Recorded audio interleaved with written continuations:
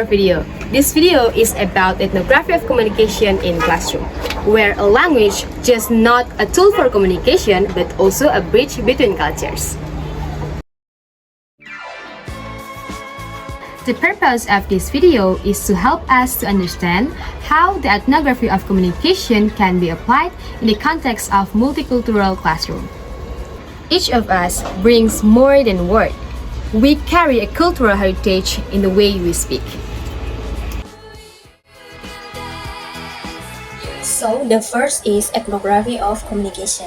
This concept refers to the study of how language is used in everyday interaction. Particularly within specific cultural contexts, the ethnography of communications help educators recognize that communication practice vary widely across different cultures. For example, what is considered polite or appropriate in one culture might not be the same in another. This understanding is essential for creating effective teaching strategy that cater to students' diverse cultural backgrounds. By overseeing real-life interaction, teachers can better tailor their instruction to meet the needs of all students. And the second is speech community. Speech community are group of people who share common norms regarding language use.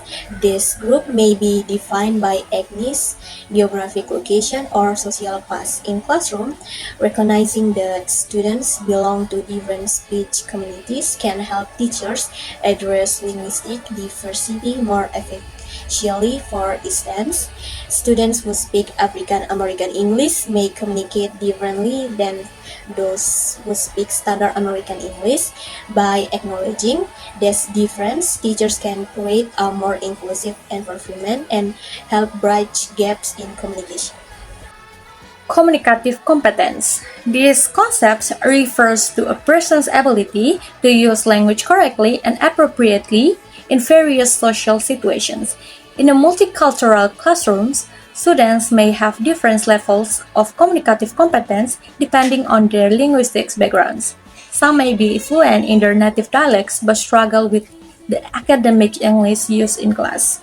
Teachers need to recognize these differences and build on students' existing strengths while helping them improving their communicative skills in the target language.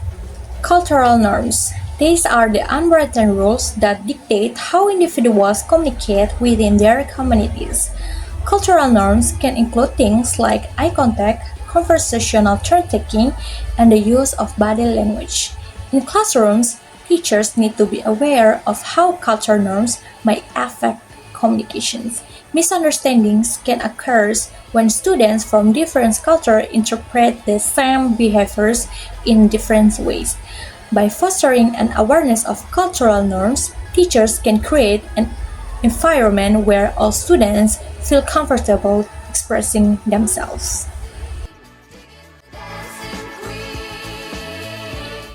To develop cross-cultural understanding and strengthen linguistic awareness in the classroom, we can conduct warming activity like this one. Students introduce themselves using their local language or dialect, identifying similarities in language and culture, and reflecting on how their cultural backgrounds influence communication. This is the activity outline. 1. Introduction, need 5 minutes. Each student introduce themselves in their local language or dialect.